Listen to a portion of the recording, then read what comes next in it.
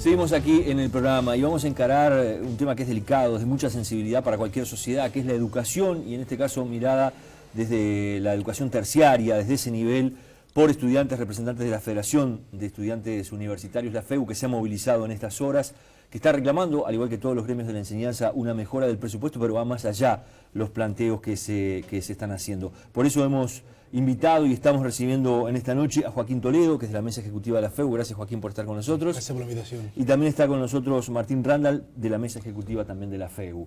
Gracias por recibirnos. Decíamos que no es solamente, Martín, un tema del presupuesto o de más dinero, sino que es una plataforma un poco más amplia. Contanos cuáles son los puntos base por los que ustedes se están movilizando en estas horas. Sí. Nosotros, para empezar, nosotros no partimos de la creencia de que tener más presupuesto vaya a resolver cual varita mágica todos los problemas que tiene la educación y la universidad. E incluso los 7 reclamos que estamos incluyendo en lo que es la plataforma de la Federación para el próximo quinquenio no son capaz los aspectos más importantes o más profundos que queremos cambiar en la educación y en la universidad. Son simplemente las 7 necesidades, las 7 prioridades y las 7 urgencias más grandes que vemos. Ahí hay particularmente 2 aspectos que nos afectan como estudiantes. Uno, o sea, que agrupan a varios puntos. Uno, y capaz que principal, es el tema del acceso a la educación. Ahí entra el tema de las becas, que después podemos explayarnos un poco. Estamos planteando un poco más, porque es un tema muy sensible, sobre todo para la gente que menos recursos tiene y también mucha gente que viene, por ejemplo, del interior del país a estudiar acá a Montevideo. Sí, está el tema de las becas, el tema de los cupos, que este año solo hay 4.000 jóvenes uruguayos que no están pudiendo cursar en la Universidad de la República porque hay prueba de ingreso o cupos al ingreso. Durante las carreras también hay cupo en asignaturas, entonces eso también te atrasa. El tema del turno nocturno, o sea, de tener 2 turnos para la gente que trabaja, que hoy es más del 60% de los estudiantes universitarios. Todo eso hace a lo que sería el acceso a la educación. Después hay otros temas, como es la defensa del hospital de clínicas. Eso implica un incremento presupuestal, partida por atención a usuarios, incorporación del hospital en el plan de obras de la universidad, pero manteniendo la autonomía del gobierno, que es uno de los grandes debates que hay hoy respecto al hospital de clínicas. Hay un tema que para nosotros es fundamental, que es la gratuidad en todos los niveles de la educación. Creo que en Uruguay hemos tenido la sabiduría de mantener una educación gratuita en primaria, secundaria y la educación terciaria, pero a nivel de posgrados hoy muchos se están cobrando y eso es algo que nosotros reclamamos como parte de la plataforma. ¿Hay posgrados que decís tú que se cobran dentro de la enseñanza de la Universidad de la República? Sí, posgrados y cursos de actualización. Sí, hay en algunos casos todos los posgrados de cierta área.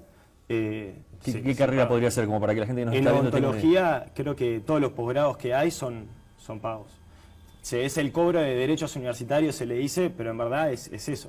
O sea, va en contra de todos los principios que como Uruguay hemos defendido históricamente de la educación pública, gratuita, laica, etcétera. Sí, Joaquín, hay gente que dice que ya con lo que es hoy la contribución que tienen que hacer los profesionales después de recibidos, de alguna forma dejó de ser gratuita la enseñanza pública en el Uruguay. ¿Ustedes hacen esa lectura o es muy fino en ese punto? No, en realidad lo que hacen los profesionales universitarios en realidad es dar un aporte después de recibidos con un sistema bastante novedoso. Sí, pero es obligatorio, o sea que de alguna forma te están cobrando lo que te dieron. Es tal cual. Nosotros en realidad desde la FEU no defendemos este sistema de la caja de profesionales ni el fondo de solidaridad, pero por otro lado también es cierto que los profesionales son, por datos gruesos, los que mayores ingresos reciben también en la sociedad, así que posiblemente sea una injusticia, es una injusticia, pero tal vez no es de las más graves que tenemos en el país en términos de acceso a la educación. Hablaba un poco de lo que decía recién Martín sobre el tema cupos, porque eso también es grave, ¿no? De que en algunas carreras, bueno, hay un tope y de ahí no se pasa. ¿Dónde están los problemas más graves? Sí, en realidad hay algo que mencionaba Martín, hay como 2 bloques de problemas. El primero son carreras que desde su creación, problemas estructurales, admiten cierta cantidad de estudiantes para ingresar. Es como el primer bloque de que en el ISEF, por más que se han ampliado los cupos, existen. Quedan miles por año afuera. Quedan estudiantes afuera. De hecho, este año el año pasado, hubo una movilización importante porque habían quedado, había muchas intenciones de ingresar y habían quedado muchos, sorpresivamente una gran proporción afuera. Es uno de los ejemplos, pero después tenés el otro bloque de problemas con los cupos, que también lo mencionaba Martín, y esa relación a poder seguir avanzando en la carrera. No todas las carreras tienen cupos en las asignaturas, pero hay muchas que sí, que para vos inscribirte a algunas materias de segundo, tercero o cuarto año, seguir avanzando, es un cupo restringido porque se entiende de que un docente no puede atender a una gran cantidad de estudiantes para no ir en desmedro de la calidad de la enseñanza, y eso se ha solucionado generando un tipo de cupo. Hay unas facultades que es realmente crítico de que estudiantes se quedan trancados por sorteos o por diferentes temas varios años sin poder avanzar en la carrera. De todas maneras, el problema de los cupos, cuando no se traduce en cupos, como lo que te estoy mencionando, se traduce en masividad en los salones o... Eso lo hablábamos también fuera de cámaras hace un ratito, y decías, Martín, bueno, uno se va como acostumbrando también, y eso se convierte en peligroso, se va acostumbrando, por ejemplo, a que tiene que ir más temprano que nadie para poder quedarse con un asiento, por ejemplo. Sí, exacto. Nosotros como estudiantes universitarios no tenemos que tomar como válido o como natural algunas condiciones de estudio que hoy nos parecen que son indignas. O sea, no tenemos que tomar como natural el hecho de ser 200 personas en un práctico, que tendrían que ser grupos de algunas decenas. No tendríamos que tomar como natural tener que llegar una hora antes a buscar lugar un teórico, ni tendríamos que tomar como natural desde los docentes el darle una clase a 300, 400, 500 personas. ¿Eso pasa en todas las facultades de la Universidad de la República? ¿En algunas? ¿Dónde está lo más grave? Y, o sea, es más, depende de la forma de enseñanza. Yo sé, hay carreras que tienen una parte práctica muy importante, o laboratorios, que en general son las que tienen el tema de los cupos, porque vos no podés hacer, por ejemplo, en ingeniería un laboratorio con 10 personas en el grupo, por el manejo de instrumentos, etcétera. Hay otros casos donde son asignaturas que directamente la forma de enseñanza es a través de esas conferencias magistrales, entonces son teóricos gigantes de 400, 500 personas, muchas veces en el salón de actos donde no tenés dónde apoyar el lápiz. Lo que a nosotros nos parece importante es llamar la atención sobre cómo hemos naturalizado estas cosas que en ningún otro país del mundo, en ninguna otra universidad del mundo uno tendría que considerar como una educación de calidad. Acá lo hemos incorporado a lo que sería, digamos, capaz las características culturales de la universidad, y nosotros nos enfrentamos a esa naturalización y salimos a reclamar más presupuesto justamente desde esa política, de la forma de pensar de, bueno, no tengo que ver que yo no estoy tan mal como otros actores de la enseñanza, no estoy tan mal como capaz otras carreras, sino yo tengo que rebelarme contra las condiciones indignas que me tocan vivir. Entonces, en ese marco, uno de los puntos importantes es la mejora de la relación docente-estudiante, que es un tema de la plataforma. No solo pasa por la cantidad de docentes, que eso no es un proceso de un día para el otro, los docentes no están abajo de las piedras esperando a ser contratados, sino es un proceso de formación de recursos humanos que lleva tiempo y que implica también otro punto de la plataforma, que es el salario digno que merecen los trabajadores docentes y no docentes de la universidad. Y hay otro aspecto que es edilicio. Si yo pienso todos los salones de la universidad para 200, 300 personas y no los pienso para clases de 50, digo, claramente no estoy pudiendo acomodarme a lo que yo quiero que sea la educación. Me estoy acomodando a la realidad que es hoy la educación. Nosotros queremos pensar la educación de mañana como una educación mejor que la que tenemos ahora. Joaquín, ustedes saben que el tema de la educación está bajo la lupa desde hace un buen tiempo en el Uruguay. Hay quienes plantean, bueno, para pedir más dinero hay que tener mejores resultados. De repente se habla más en lo que tiene que ver con el desarrollo en secundaria y en la propia auto, y no tanto a nivel de la educación terciaria. Pero lo cierto es que hay una decantación de estudiantes muy fuerte en todas las carreras a lo largo de cada año. Y bueno, ¿qué se dice ante eso también, ¿no? Y ante el reclamo de más dinero? Sí, no, en primer lugar, entender de que la educación pública está dentro de un sistema público donde, evidentemente, dentro de una sociedad como concepto más amplio, en el que todos tenemos que tomar cartas en el asunto y todos tenemos que responsabilizarnos de eso. No creo que sea la mejor lógica la de pensar como organismos independientes al cual voy a pedirles que me rindan todo lo que les aporto. Sacando este primer concepto más general de lado, sí, es importante los resultados, pero son importantes no con el objetivo de conseguir más dinero la próxima, sino es importante porque está en el germen de la educación pública tener los mejores resultados, que es una calidad de enseñanza y la generación de la misma.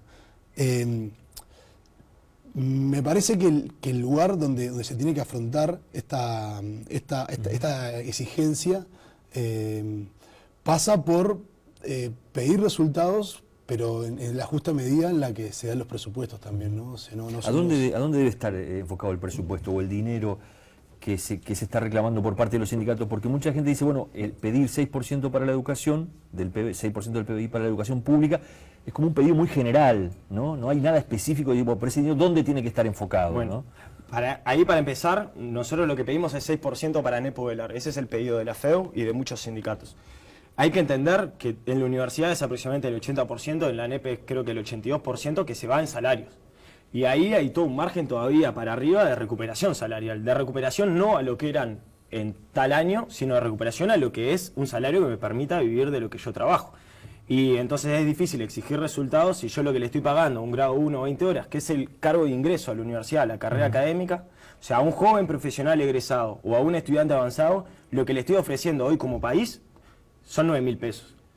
Creo que ese, para cualquier uruguayo... Incluso por debajo de lo que está cobrando, por ejemplo, un docente de secundario o un maestro que andan unos 14, 15.000 pesos, que tampoco es algo del otro mundo, es un poco más. Sí, son tareas distintas las que tienen, ¿no? Porque un docente de secundaria que está cobrando eso, pero en verdad tendría que tener ese trabajo y poder dedicarse completamente a esos turnos que consiguió, digamos. No tendría que recurrir al multiempleo. También es difícil pedir resultados cuando se está planteando esas situaciones. Para nosotros...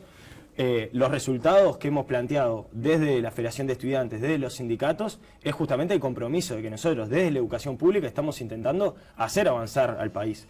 Creo que eso la universidad lo ha demostrado mejor que nadie en la ejecución de su presupuesto, en los logros que hemos obtenido en los últimos años, en cómo con un presupuesto muy mermado respecto a todo el resto del mundo, respecto al resto del país, teniendo los salarios más bajos del Estado, los salarios más bajos de la educación, la universidad ha seguido creciendo y seguido desarrollándose. Creo que ahí... También en ANEP, nosotros que planteamos la autonomía del cogobierno, es importante. Si yo voy a implementar una política y voy a exigir resultados, bueno, ¿en qué grado yo estoy consultando a los docentes? ¿En qué grado estoy consultando a los estudiantes? ¿Y qué voz y voto tienen esas políticas? ¿Ustedes han encontrado sintonía, parece, por lo menos, con el nuevo rector de la Universidad de la República, con Marcarián? Se han encontrado sintonías. Creo que las naturales. Hay discrepancias y sintonías. No se puede decir que hay un 100% de acuerdos permanentemente, tampoco se puede decir que no hay ningún punto de contacto. Creo que más que el rector, desde el equipo de trabajo de rectorado, se ha sido receptivo ante diferentes propuestas de la FEU. Por ejemplo, cuando se estuvo trabajando en la universidad con el tema del armado del pedido presupuestal, se vienen incluyendo varios reclamos, ya sea desde la FEU o también desde diferentes gremios de la educación. Una cosa es pedir, sí. Otra cosa es lo que después el poder político, el gobierno termina dando. Eso lo saben ustedes, ha sido la historia de los reclamos presupuestarios. Tal cual, aparte se suma otra complejidad que es, nosotros tenemos dos niveles. Primero discutimos en la universidad en base a todos los diferentes reclamos y perspectivas que hay ahí dentro. Ahí se tiene que llegar a un acuerdo, que tampoco puede ser una sumatoria de todo lo que uno pide, porque si no queda excesivamente desproporcionado. Después de llegar a ese acuerdo, que por lo general, cuando se eleva a los poderes políticos, también hay más que un recorte, una selección en los programas que se definen financiar. Pero en ese sentido, creo que lo inicial y lo más importante y lo que viene haciendo la universidad es llegar a ciertos consensos con todos sus colectivos, para así tener mucha más fuerza a la hora de hacer los reclamos frente al poder político. En ese sentido, sí hay sintonías. Hay sintonías porque en el cogobierno tenemos por suerte las libertades para discutir y plantear todo lo que creemos necesario. Hay un nivel de responsabilidad de todos los colectivos también muy importante, y se vienen ya casi acordando todos los reclamos que se van a hacer, incluidos los salarios que se van a solicitar para los docentes y no docentes, que eran las prioridades que marcó la FEU, también los gremios de educación, que ya fue atendido por la universidad. El generar mecanismos que reduzcan la relación docente-estudiante, es una propuesta que se está viabilizando, viendo cómo viabilizarse. El plan de obras, que está refaccionando muchos edificios y construyendo nuevos, viene trabajando hace tiempo, también será un impulso. Y otra de los lugares que hoy está en más debate en el centro de la universidad viene siendo el Hospital de Clínicas. El Hospital de Clínicas es bastante claro no solamente por la universidad, sino también el Ejecutivo lo dijo claramente, que es necesario cambios drásticos en los hospitales de clínicas. Meterlo dentro del Sistema Nacional de Salud, pero ustedes quieren que siga siendo universitario. Exacto. Hay una parte primera, que es el hospital tiene que seguir siendo universitario, gratuito, de libre acceso, que participe con todas las funciones de la Universidad de la República, investigación, enseñanza, extensión, también la parte asistencial, que sea autónomo y cogobernado, pero después de la reforma de la salud, los hospitales públicos pasaron a estar dentro de un sistema con asignación y partidas específicas por ser parte de ese sistema. Al hospital universitario todavía no le ha tocado. Entonces, uno de los puntos que se está intentando trabajar es que esas partidas puedan llegar mediante la inclusión en el sistema, pero sin perder las características que enriquecen y hacen ser a un hospital destacado, que es como el hospital universitario. Joaquín y Martín, gracias por habernos acompañado hoy. Día de movilizaciones en la Universidad de la República, pero estaba bueno también saber cuál es el pensamiento y lo que están planteando los estudiantes. Ahí, antes de terminar, nosotros tenemos un par de reflexiones para transmitirle a la población, al ciudadano a pie del Uruguay. Una es que el presupuesto que estamos reclamando hoy, en este año, el que se termina resolviendo, es el que rige y se define nuestras condiciones de estudio Próximos 5 y de años. trabajo en los próximos 5 años. Es decir, para alguien que está hoy en sexto de liceo, si hace una licenciatura, va a ser toda su carrera. Para nosotros va a ser nuestro egreso. Y para prácticamente todos los estudiantes de la universidad es la mayor parte de su carrera. Para un trabajador son los próximos 5 años. Entonces, creo que todos los uruguayos estamos vinculados a la educación, todos sentimos la necesidad de trabajar en lo que es mejorar la educación pública. No hay ninguna solución, seguramente no nos pongamos de acuerdo en la política educativa, pero seguro que cualquier solución que podamos pensar, cualquier política educativa va a necesitar presupuesto. Eso es lo que nosotros estamos planteando y eso es lo que nosotros estamos defendiendo hoy en la marcha y en el paro y en la movilización. Y a ver cuánto abre la billetera del gobierno después, ¿no? Que ese será otro tema. Gracias por haber venido a los dos. Nosotros hacemos una pausa y seguimos con otros temas aquí en Poder Pensar.